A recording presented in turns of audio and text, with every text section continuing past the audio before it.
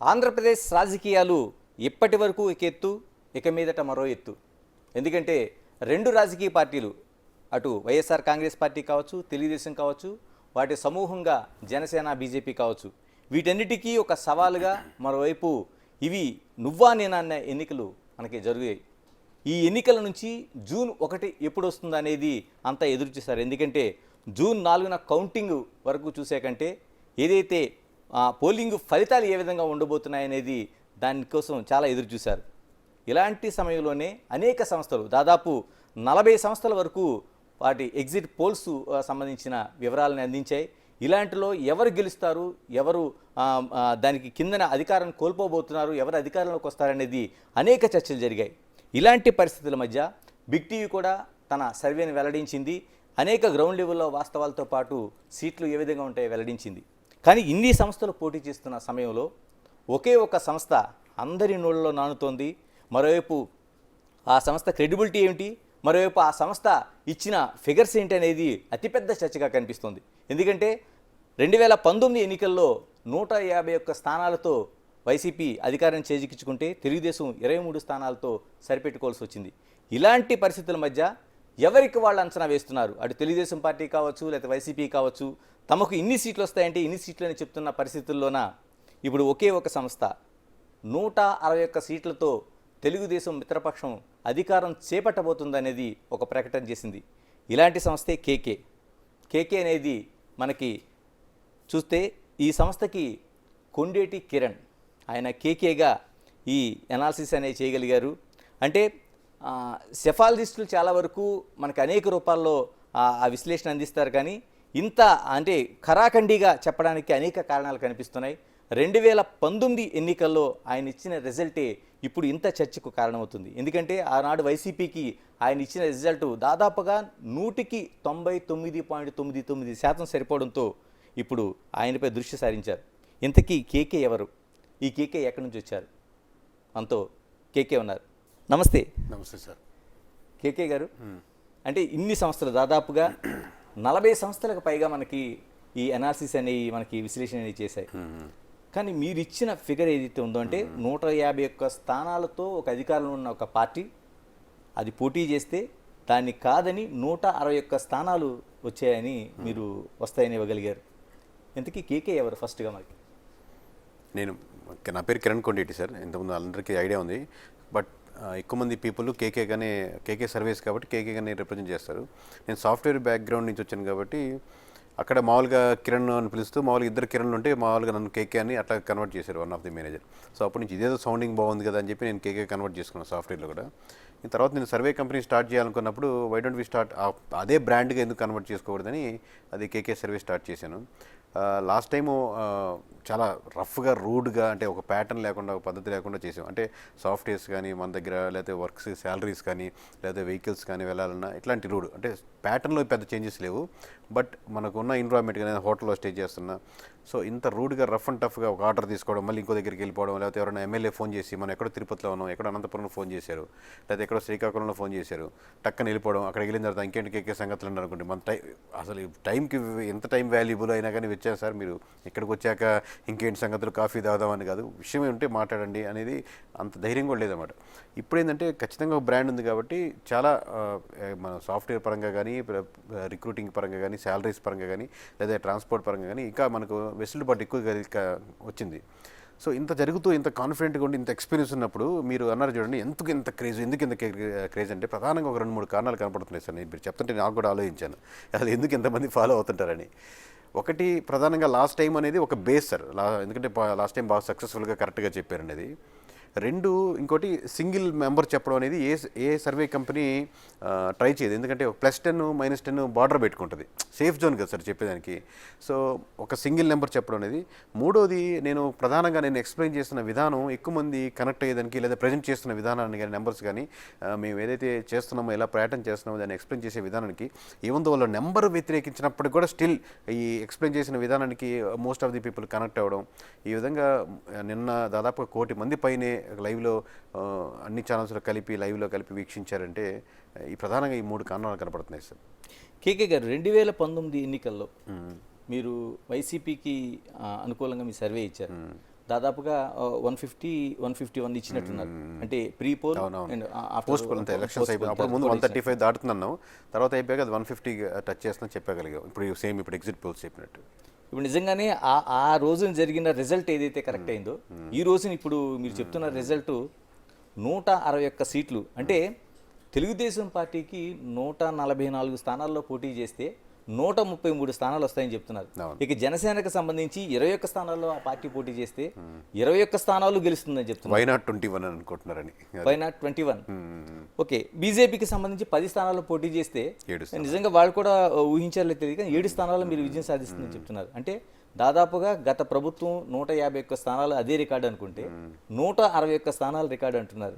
ఏ బేస్తో చెప్పగలుగుతున్నారు అసలు? అంటే ఒకటి సార్, మనం మీరు చెప్పిన నెంబర్ ఫైనల్గా మాకు వస్తుంది, అది లాస్ట్లో నెంబర్ని బట్టి ఇవన్నీ చెప్పలేదు మేము. ఇనిషియల్గా ఏంటి, మనం ఒక్కొక్క నియోజకవర్గం చేసుకుంటూ వెళ్తూ ఉంటాం. ఒక పార్లమెంట్ చేస్తున్నాం అనుకోండి, ఆ పార్లమెంట్ పరిధిలో ఉన్న నియోజకవర్గాలు చేసుకుంటాం. లేదా ఒక ఎమ్మెల్యే మీరు ఆర్డర్ ఇచ్చారు నాకు విలేజ్ లెవెల్ చేసి పెట్టిన కేక్ అని, మీ దగ్గర మనీ తీసుకొని మీకు సర్వే చేస్తూ సో ఆ మనీని కొంచెం చుట్టుపక్కల కూడా ఇన్వెస్ట్ చేసి అక్కడ తక్కువ శాంపుల్స్ తీసుకునేదానికి ట్రై చేస్తుంటాం. రేపు పొద్దున ఇంకో ఆర్డర్ వస్తే ఆల్రెడీ మన దగ్గర ఒక శాంపుల్ విధానం ఉంటుంది కాబట్టి దాన్ని ఇంకో ప్యాటర్న్ ఎక్స్టెండ్ చేస్తాం. ప్రధానంగా మాకు ఎంత కాన్ఫిడెన్స్ ఏంటంటే సార్, మేము లేయర్స్ ఏ సర్వే కంపెనీ చేయనటువంటి లేయర్స్ ఏంటంటే ఇనిషియల్గా బేసిక్ శాంపుల్ మాత్రం కేకే సర్వే తీసుకుంటుంది. సెకండ్ లెవెల్ ఏంటంటే మనకు డేటాను బట్టి అనలైజ్ చేసి ఎలా ఉందని ఎమోషనల్ బాండింగ్ని నెంబర్స్గా కన్వర్ట్, ఇది పూర్తిగా సిస్టమే ఉంటుంది. ఇక్కడ సాఫ్ట్వేర్ బేస్డ్ మీద వర్క్ చేసుకుంటాం. ఫస్ట్ది ఏంటంటే శాంప్లింగ్స్. మూడో లేయర్ ఏంటంటే స్లీపర్ సెల్స్.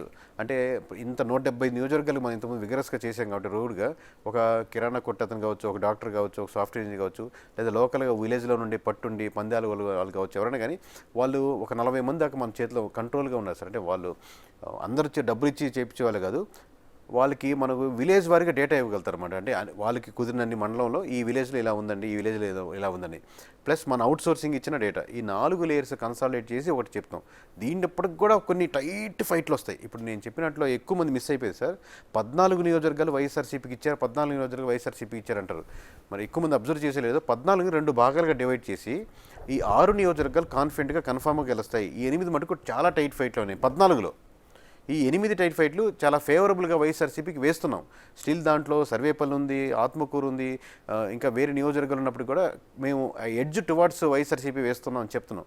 ఈ 14 గెలిచినప్పటికీ రేపొద్దున 2-3 నియోజకవర్గాలు యాడవచ్చు. మీరు చెప్పినట్టు 95% యాక్యురసీకి మేము ఇప్పుడు డౌట్ లేదు. మేము కోరుకునేది 100% వై నాట్ 21 అనుకున్నప్పుడు మేము వై నాట్ 100% రిజల్ట్ ఎక్స్పెక్ట్ చేయడం తప్పలేదు కదా సార్. ఎంత ఎక్స్పీరియన్స్ ఉంది. నేను అన్నది ఏంటంటే దాదాపు 151 స్థానాల్లో ఉన్న ఒక ప్రభుత్వం వై నాట్ 175 అని ఒక నినాదంతో ముందుకు వచ్చి మీరు చెప్తున్న సర్వేలో 14 స్థానాలకి పరిమితం అవుతుందంటే అంటే మీరు ఎన్ని శాంపిల్స్ సేకరించారు, ఏ ధైర్యంతో చెప్తున్నారనే ప్రశ్న వస్తుంది. అడగదు సార్, అది రావట్లేదు. బట్ రిజల్ట్ ఏంటంటే సార్, ఇంత డ్రాస్టిక్ అంటే 35% still with YSRCP, minimum 35%. Vote banking ఇక్కడ ఏంటంటే సార్, మన ఓట్ బ్యాంకింగ్ బట్టి నెంబర్ ఆఫ్ సీట్లు ఉండవు కదా సార్. 170 నియోజకవర్గాలు 30% మంది ఎమ్మెల్యేలు ఓట్లు వస్తే 30% మంది ఎమ్మెల్యేలు అసెంబ్లీకి వెళ్ళాలి, అలాంటి ప్యాటర్న్ కాదు కదా మంది. పర్సంటేజ్ ఆఫ్ ఓట్ బ్యాంకింగ్ బట్టి వెళ్ళరు కదా. సో టోటల్గా పర్సంటేజ్ ఉంది, కానీ ఒక 15% అపోజిషను ఈ అన్ని ఫ్యాక్టర్స్ వల్ల కూటమి కట్టడం కావచ్చు, మిగతా percentage of vote banking YSRCP నుంచి టీడీపీకి ఇదిగోండి నేను ఇస్తున్నానని చెప్పి 1%, అది రోడ్లు కావచ్చు, లేకపోతే ఆల్రెడీ ఉద్యోగంలో ఉన్న వాళ్ళు వ్యతిరేకత కావచ్చు, ఉద్యోగం కోసం ఎదురు చూసే ప్రిపరేషన్ చూసేవాళ్ళు, నోటిఫికేషన్ పడింది కావచ్చు, లేదా గంజా ఇష్యూస్ కావచ్చు, అడ్మినిస్ట్రేషన్ ఇష్యూ కావచ్చు, లేదా ఓవరాల్గా మనకు కడపలో జరిగినటువంటి ఇష్యూస్ కావచ్చు, లేదా వైజాగ్లో జరిగినటువంటి ఇక్కడ అసెంబ్లీ అదే మనకు హెడ్ క్వార్టర్స్ ఏమంటుంది దాన్ని అక్కడ లేకపోవడం కావచ్చు, లేదా కృష్ణా జిల్లాలో అక్కడ రాజధాని దాన్ని ఉన్న ఇష్యూస్ కావచ్చు, అమరావతి ఇష్యూస్ కావచ్చు. ఇందా చెప్పినట్టు వైజాగ్లో రాజధాని అక్కడ వస్తుందని పీపుల్ కనెక్ట్ కాలేదు ఇంకా ఓవరాల్గా. సో ఇలాంటి రకరకాల ఇష్యూస్ మీద ఓవరాల్గా పర్సెంటేజ్ తగ్గుతూ అది 15% డిఫరెన్స్ వచ్చిందంటే వస్తుంది అంతే. ఓవరాల్గా 35% స్టిల్ విత్, బట్ అది మీకు సీట్లలో కనపడదు. 14% అంటే 14% 10% గెలిపింది కదా, 35% పైన వచ్చేదానికి ఆస్కారం ఉంది. పోనీ 35% కనపట్లేదు, ఎందుకంటే సీట్లు ఆ విధంగా ఉండవు కాబట్టి. చిన్న పర్సెంటేజ్ చాలా సీట్లు పోతుంది. అటువంటిది లాస్ట్ టైం 10% డిఫరెన్స్ సార్, అంతే కదా. 10% డిఫరెన్స్లో మీకు 23 గెలిపింది, మరి 15% డిఫరెన్స్ అంటే ఆలోచించుకోండి. మీకు సింపుల్ లెక్క సార్. 10 మంది ఏమి వద్దు సార్ మీకు, ఈ సర్వేలు శాంపుల్సింగ్ ఇవి కూడా వద్దు, పక్కన పెట్టండి. మీకు నియోజకవర్గాల ఎమ్మెల్యేలకు మీరేం రిపోర్ట్లు సేల్ చేయరు కదా మాలా విలేజ్ వారిగా. మీకు 10 మంది వెళ్ళారనుకోండి ఓట్లు వేయడానికి, మీరు రఫ్గా అంచిన 6 మంది కూటమి వైపు, 4 మంది వైఎస్ఆర్సీపీ వైపు వెళ్ళారనుకోండి, అప్పుడు మీరు ఎంత డిఫరెన్స్ వస్తుందంటే దాదాపు మీరు 20కి పడిపోతారు వైఎస్ఆర్సీపీ. మేము 10 అంటే సాధారణంగా కేకే గారు చాలా వరకు సర్వేలు మనం చూస్తున్నాం. దాదాపు 40లో దాదాపు ఒక 10 చాలా ఎక్యురేట్గా ఉండే సర్వేలు పెద్ద పెద్ద సంస్థలు చేసిన గ్రౌండ్ లెవెల్ నుంచి. ఇప్పుడు మన సర్వేలను తీసుకున్నప్పుడు ఎన్ని శాంపిల్స్ తీసుకున్నారు, ఏ రూపంలో తీసుకున్నారు అనేది మనం క్రైటీరియాగా తీసుకుంటాం. అలా ఏదైనా ఉందా మీకు ఆ శాస్త్రీయంగా అలాగే ఏదైనా మాకు పెట్టుకున్నారు? సార్ మీరు ఏ కెమెరా వాడారో కానీ అసలు క్వాలిటీ అదిరిపోయింది సార్. మీరు షార్ట్స్ కానీ అదిరిపోయింది అనుకోండి, సినిమా సీన్ కానీ షార్ట్ కానీ అదిరిపోయిందంటే కెమెరా క్వాలిటీ కూడా ఒక ఇంపార్టెంటే. బట్ అదొక్కటే ఫ్యాక్టర్ కాదు, మిగతా చాలా ఫ్యాక్టర్స్ ఉంటాయి కదా ఓవరాల్గా అంత సీన్, ఆ సీన్ చాలా బాగుండడానికి. అట్లాగే చాలామంది టెక్నికల్గా తెలియక ఓన్లీ మీరు 3000 శాంపుల్స్ తీసుకుంటారు, 4000 శాంపుల్స్ తీసుకుంటారు. క్లయింట్ అడిగిన యాజ్ ఇట్ ఈస్ రిక్వైర్మెంట్ మేము అవుట్ సోర్సింగ్ ఇచ్చినప్పుడు కంప్లీట్గా అదే తీసుకుంటాం.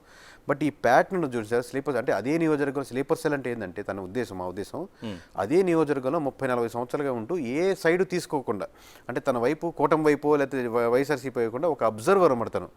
క్లియర్ కట్గా ఏ క్యాస్ట్ ఈక్వేషన్లు ఎలా మారుతున్నాయి, ఏ నాయకుడు అపోజిషన్ వల్ల ఎలా మారుతున్నాయని ఒక నియోజకవర్గం నుండి అబ్జర్వ్ చేస్తున్నాం, ఇన్ఫర్మేషన్ ఒకటి తీసుకుంటాం. రాజ్యమైన వాళ్ళని గుర్తించడం, ఎందుకంటే మనం ప్రతి ఒక్కరు ఏదో ఒక పార్టీకి ఓటు వేయాల్సిందే. అంత న్యూట్రల్గా స్లీపర్ సెల్స్ లో ఉండాల్సిన వ్యక్తులు దొరుకుతారా? దొరుకుతారు సార్. అబ్వియస్గా అంటే న్యూట్రల్గా ఉండే దొరుకుతారని అడుగుతున్నారు మీరు. వాళ్ళు ఏదో పార్టీకి వాళ్ళు ఓట్లు వేస్తారు. బట్ జనసేన గెలవాలి ఇక్కడ అన్న తపనో, లేకపోతే వైఎస్ఆర్సీపీ గెలవాలనే తపనో, లేదా చంద్రబాబు గెలవకూడదని బలమైన అపోజిషన్ అలాంటి లేని వాళ్ళం న్యూట్రల్గా అబ్జర్వర్స్ అన్నమాట. వాళ్ళని మేము దాదాపుగా 1 సంవత్సరం 2 సంవత్సరాలకి 40 మందిని పట్టుకోగలిగాం. అంత టైం మేము ఈజీగా పట్టుకున్నాం అనే అసలు అది మేము పట్టుకుంటే వాళ్ళ కోసం తిరిగినప్పుడు కాదు. మేము రకరకాలుగా ఇప్పుడు ఇండివిజువల్ నేను ఎక్కువ విలేజ్ వైజ్గా తిరుగుతున్న వాళ్ళు, టీం ఎక్కువ తిరుగుతున్నప్పటికీ ఈరోజు పలానా కలిశానన్నా ఆయన బాగా చెప్తున్నారు విషయం, అంటే ఎక్కడున్నా కానీ వెళ్దాం పదండి, మళ్ళీ వెళ్ళి మాట్లాడి అన్న మాకు ఏదో అవసరం ఉన్నా ఇది చేసి పెట్టండి. అది పెద్దవాళ్ళు కూడా అంటారు. ఇప్పుడు డాక్టర్ ఉన్నారు ఒక ఆయన మా దాంట్లో, ఆయన రెగ్యులర్గా ఆయన హోమియోకి వస్తూనే ఉంటారు ఇప్పుడు జనాలు. ఆయన ప్రతి ఒక్కరిని మామూలుగా ఆయన ట్రీట్మెంట్ చేసిన దాన్ని 10 నిమిషాలు అయితే 5 నిమిషాలు మీ ఊర్లో ఎలా ఉందనే పరిస్థితులు, వీళ్ళు కమ్మోలు ఎలా అనుకుంటున్నారు, రెడ్లు అనుకుంటున్నారు, లేదా యాదవులు ఎట్టున్నారు, ఇదే పని డిస్కషన్. ఆయన పక్కన నోట్ చేసి పెట్టుకుంటే, రాసి పెట్టుకుంటే ఈ ఊళ్ళో ఉన్నారు. నేను అడిగినప్పుడు ఒక 15,000 ఇలా ఉన్నాయి ఏకేకే ఇన్ఫర్మేషన్ అని చెప్పిస్తారు. ఇలాగనమాట. వాళ్ళు ఇదే వృత్తిలో ఉండేవాళ్ళు కాదు వాళ్ళు. కిరణ్ గారు, ఏ అంశాలు అంటే ఒక ఇంత గ్యాప్ వచ్చిందంటే దాదాపు 49, 39 ఉండే ఒక 10% మీరు 15 వరకు అది వెళ్ళిందని చెప్తున్నారు. అంటే ఏ అంశాలు మనకు దోహదపడినాయి? అంటే ఎక్కడ ఏ చోట్ల వ్యతిరేకత ఉండే ప్రభుత్వానికి మనకు వచ్చిందని మీరు అంచనా వేస్తున్నారు? అంటే 15% అంటే ఒకటే సార్, ఇవన్నీ వైఎస్ఆర్సీపీ నుంచి టీడీపీకి ఇచ్చింది అనమాట. 1% మీకు వైఎస్ఆర్సీపీ నుంచి టీడీపీకి వెళ్తుంది. ఏమని, అయ్యా రోడ్లు బాగాలేవు, అందుకని నన్ను చూసి వ్యతిరేకించి మీ దగ్గరికి ఓట్లు వేసేవాళ్ళు ఇస్తున్నారు, ఇదిగోండి తీసుకొని 1% ఇస్తున్నారు. అయ్యా మీకు ఇక్కడ ఎంప్లాయీస్ ఉన్నారు, ఎంప్లాయీస్ అగెనిస్ట్గా ఉన్నారు, ఎంప్లాయీస్ నుంచి 1% తీసుకొని అని ఇస్తున్నారు. అంటే ఇది వైఎస్ఆర్సీపీ లాస్ట్ టైం ఓట్లు వేసిన వాళ్ళు వెళ్తున్నారు చెప్తున్నాను నేను. అలాగే కొత్తగా జాబ్స్ కోసం ప్రయత్నించే వాళ్ళు మొత్తం రాష్ట్రంలో 10 లక్షల మంది ఉన్నారు. 10 లక్షల మంది కుటుంబాలు, దాంట్లో సీరియస్గా ప్రిపేర్ అయ్యే వాళ్ళు 2-3 లక్షల మంది ఉన్నారు అనుకోండి. ఈ 2-3 లక్షల మంది ఇంటూ 4 అంటే వాళ్ళ నాన్నగారు వైఎస్ఆర్సీపీకి ఓట్లు వేద్దాం అనుకున్నా ఎక్కడన్నా వేసేదని వ్యతిరేకించేవాళ్ళు. ఈ సంబంధం లేకుండా రాష్ట్రం నుంచి బయట నుంచి మొన్న ఒక 10 లక్షల మంది ట్రావెల్ చేసి వచ్చి ఏముందో వాళ్ళ అవ్వకి తాతకి పెన్షన్ వస్తున్నప్పుడు కూడా వీళ్ళు కంప్లీట్గా వెళ్ళి వాళ్ళని ప్రభావితం చేసి మీరు కంపల్సరీ వైఎస్ఆర్సీపీకి ఓట్లు వేయొద్దు అని ప్రభావితం చేసిన వాళ్ళు. అలాగే మీకు ఒక్కొక్క సెక్షన్ చెప్పినప్పుడు ఇప్పుడు గంజాయి ఇష్యూ మీద ఎఫెక్ట్ ఉన్న వాళ్ళు 1 లక్ష మంది ఉన్నారు అనుకోండి. ఆ 1 లక్ష మంది 1 లక్ష కుటుంబాలు ఎఫెక్ట్ ఉంటాయి దాని విధంగా ఓవరాల్గా. అలాగే మీకు పోలీస్ శాఖ మంత్రికి తీసుకుంటే దాంట్లో ఇప్పటికీ ఇండివిజువల్ ఒక కానిస్టేబుల్కి 2 లక్షలు 3 లక్షలు రావాల్సిన బ్యాలెన్స్లు ఉన్నాయి. వాళ్ళు కంప్లీట్గా అంటే జగన్మోహన్ రెడ్డి గారు చుట్టూ ఉన్నటువంటి సెక్యూరిటీలో 90% ఓట్లు పడి ఉండవు. ఆ సెక్యూరిటీ అంటే ఆ ఇష్యూ చేస్తున్నారు. అంటే 30% ఉంది కదా అంటారు, వాళ్ళు 30%లో రారు కదా. సో సెక్యూరిటీగా పనిచేస్తూ పోలీస్ శాఖలో ఉండే వాళ్ళకి 1% పడి ఉండవు. ఈ విధంగా మీరు 1% పెద్ద దాంట్లో యాడ్ చేసుకుంటే 15% వస్తుంది సార్. ఆ 15% హ్యూజ్ డిఫరెన్స్ వచ్చి మీకు ఓవరాల్ ఓట్ బ్యాంకింగ్ షిఫ్ట్ అయ్యి 14 స్థానాలకే పడిపోతుంది. ఆ 14 మేము తప్పు ఇచ్చి 20 అవ్వచ్చు, అది వేరే విషయం. ఒక 5 సీట్లు 4 సీట్లు అటు ఇటు అవ్వచ్చు. కానీ ఇంత డిఫరెన్స్ ఎందుకు వచ్చిన కారణాలు చెప్తున్నాను మీకు నేను. ఇలా మరోవైపు తెలుగుదేశం పార్టీ పొత్తులకి ఆ చర్చలు జరిగినప్పుడు కానీ, లేకపోతే జనసేనతో పొత్తు కానీ, చివరి క్షణంలో బీజేపీతో పొత్తు కానీ అనేక చర్చలు జరిగినాయి. రైట్ ఆ రాంగ్ అనేది చాలా విశ్లేషణలు చేసుకున్నారు. ఆయా పార్టీల అంతర్గతంగా కూడా చాలా చర్చలు జరిగినాయి. ఇప్పుడు మీరు చెప్తున్న ప్రకారం లాభించింది అంటున్నారు. ఏ రూపంలో బాండింగ్ కుదిరింది? ఈ పర్సెంటేజ్ అంతా ఒక ఎత్తు, కూటమి మొత్తం జట్టుకట్టడం ఒక ఎత్తు. ఇది పెద్ద పర్సెంటేజ్ అనమాట. ఈ కూటమి అనే కాన్సెప్టే లేకుండా ఉంటే చాలా సీట్లలో టఫ్ ఫైట్ ఇచ్చిండేది వైఎస్ఆర్సీపీ. ఎన్ని గెలుస్తుందని చాలా ఫ్యాక్టర్స్ మీద మళ్ళీ ఆధారపడుతుంది, వేరే విషయం. బట్ నెంబర్ చెప్పలేము. బట్ ఓవరాల్గా మంచి బలం అంటే ఇది మనం పోటీ పడగలుగుతాం అనేది ఫస్ట్ ఇనిషియల్గా ఎమ్మెల్సీ ఎలక్షన్స్ అప్పుడు స్టార్ట్ అయింది సార్. ఫస్ట్ అంటే మనం నిరుత్సాహంగా ఉండి అసలు మనం ఆ సమస్య లేదనుకున్నప్పుడు ఎమ్మెల్సీ ఎలక్షన్లో కొంచెం హోప్ వచ్చింది టీడీపీకి. బట్ ఇంత 151ని ఎదుర్కొనాలంటే మన ఒక్కరి వల్ల కాదు, ఖచ్చితంగా కూటమి బలం కావాలి, జనసేన బలం కావాలి. జనసేన లేకుండా మనం గెలవడం అనేది ఎప్పుడైతే వాళ్ళు కూటమి కట్టారో అది ఇంకా యాడ్ అయింది. ఎప్పుడైతే ఇంకొక ఫ్యాక్టర్లో మీరు ఎప్పుడైతే చంద్రబాబు గారు అరెస్ట్ అయ్యారో అది ఎమోషనల్లీ ఆ ఫైర్ రావడానికి ఇంకొంచెం ఇంక్లూడ్ అయింది. చంద్రబాబు నాయుడు గారు అయిందంటారా అది 50 రోజుల పాటు జరిగిన ఒక పరిణామాలు ఎన్నో ఉన్నాయి. ఎమోషనల్లీ సార్, ఎమోషనల్లీ మీకు న్యూట్రల్ పీపుల్ కూడా కొంచెం అవతల కనెక్ట్ అయినప్పుడు అబ్వియస్గా కోర్ వైసీపీ ఓట్ బ్యాంకింగ్ కోరుకుంటుంది సార్. దాంట్లో 100% దాంట్లో ఏం మార్పు ఉండదు. అది 15% 20% అని నేను ఇప్పుడు చెప్తున్నాను కదా. మరి 35% అంటున్నారు కదా అంటే 35% చంద్రబాబు వ్యతిరేకించే వాళ్ళు, పవన్ కళ్యాణ్ వ్యతిరేకించే వాళ్ళు ఉంటారు కదా. మొత్తం కోర్ ఒక పార్టీకి 35% వచ్చింది అనుకోండి, అదంతా కోర్ వైఎస్ఆర్సీపీ ఓట్ బ్యాంకింగ్ కాదు. దాంట్లో చంద్రబాబు నాయుడు వ్యతిరేకించే వాళ్ళు కూడా ఉంటారు. ఇంకా బెటర్గా అయితే అపోజ్ చేసే వాళ్ళు అనుకుంటారు, వాళ్ళు అటు షిఫ్ట్ అవుతారు. సో ఈ కూటమి కట్టడం వల్ల అడ్వాంటేజ్ ఏంటంటే చాలా ఫ్యాక్టర్స్ ఉన్నాయి. మీరు చెప్పినట్టు జైలుకి వెళ్ళడం అనేది ఎమోషనల్గా యాడ్ అయింది దాన్ని ఇంకా ముందుకెళ్ళి తీసుకెళ్ళేదానికి, టీడీపీ వాళ్ళు ఇంకా బలంగా ముందుకు వచ్చేదానికి అనేది. మీరు నిజంగా అరెస్ట్ చేయాలి అలాంటి ఫ్యాక్టర్స్ నిజంగా అనుకున్నారు అనుకోండి, అలా స్టార్టింగ్ స్టేజెస్లో చేయాల్సిన ఫ్యాక్టర్స్ అవన్నీ. అంటే నేను అరెస్ట్ చేయడం తప్ప ఒప్పు దానికి అలాంటి సెక్షన్స్ ముందుకు చేయాలి. లాస్ట్లో తీసుకునే డిసిషన్స్ మీ యొక్క రేంజ్ని పెంచి, క్వాలిటీని పెంచి, మీరు జనాల్ని లో యాంగిల్లో పెట్టి చూపిస్తాం కదా సార్, అలా మీరు హైలో కనపడాలి. వీటికి అన్నిటికంటే ఇంకోటి ప్రధానమైంది సార్, ఎమోషనల్ కనెక్షన్ మిస్ అయ్యారు జగన్మోహన్ రెడ్డి గారు. ఏ ఎమోషనల్ కనెక్షన్ అయితే ఆయన ఎక్కువ కనెక్ట్ అయ్యారో పాదయాత్ర ద్వారా, ప్రతి ఒక్కరు నేను జగన్ కలిశాను, జగన్ నాకు హ్యాండ్ షేక్ ఇచ్చారు, జగన్ నాకు హగ్ ఇచ్చారు, లేదా జగన్ నేను చూశాను, జగన్ కష్టపడుతున్నాడు, అంత పాదయాత్ర అని ఏ ఎమోషనల్ కనెక్షన్ అయితే ఉందో, మాట మీద నిలబడతాడు రాజశేఖర రెడ్డి బిడ్డ అని ఎమోషనల్ కనెక్షన్ కదా. కొడుకు అనేది కూడా, రాజశేఖర రెడ్డి కొడుకు అనేది కూడా ఒక emotional connection, people connected. First టైంలో 1-2% మిస్ అయింది. తర్వాత దాన్ని ఆబ్వియస్గా టీడీపీ నుంచి వచ్చిన ఓట్ బ్యాంకింగ్, ఆయన అలాగే ఉన్న ఓట్ బ్యాంకింగ్ నిలుపుకొని అలా 10% డిఫరెన్స్కి వెళ్ళగలిగారు. కానీ ఇప్పుడు గెలిచిన తర్వాత ఆ ఎమోషనల్ కనెక్షన్ పూర్తిగా దూరం అయ్యారు. అప్పుడు ఎమోషనల్ కనెక్షన్ ఉంటే మీకు 1 or 2 ఫ్యాక్టర్స్ కవర్ చేయగలుగుతుంది అది. అంటే ఎమ్మెల్యేని కలవడం, అక్కడ ఎమ్మెల్యేతో పాటు మిమ్మల్ని ఎమ్మెల్యే కదా సార్ నేను కలవడానికి వచ్చాను, యాజ్ జగన్మోహన్ రెడ్డి మిమ్మల్ని కలుస్తున్నాను, మీరు వస్తున్నప్పుడు నాతో పాటు మీరు ఒక్కరారు, మీతో పాటు మండల లెవెల్ లీడర్స్ అంతా ఒక 5-6 మంది తీసుకొస్తారు. వాళ్ళని ఇలా కూర్చోబెట్టి ఇలా మాట్లాడుతున్నప్పుడు ఇంకేంటి సమస్యలు, ఇంకేంటి అన్నప్పుడు ఈ సమస్య మటుకు కష్టమన్నా మన దగ్గర బడ్జెట్ ఉంది అతనితోనే మాట్లాడుతున్నాం అనుకోండి. ఈ విధంగా 4 సంవత్సరాల్లో 175 నియోజకవర్గాలు అన్నీ చేయకపోయినా 100 నియోజకవర్గాలు చేసినా చాలా ఎమోషనల్ కనెక్ట్ అయినాడు. ఎందుకంటే ఒక మండల లెవెల్లో లీడరు జగన్మోహన్ రెడ్డితో కలిపి ఒక అరగంట సేపు స్పెండ్ చేసి మళ్ళీ ఇంటికి వెళ్తే మామూలుగా పనిచేయరు. ఇంకా ఒక మెయిన్ లీడర్తో పనిచేస్తే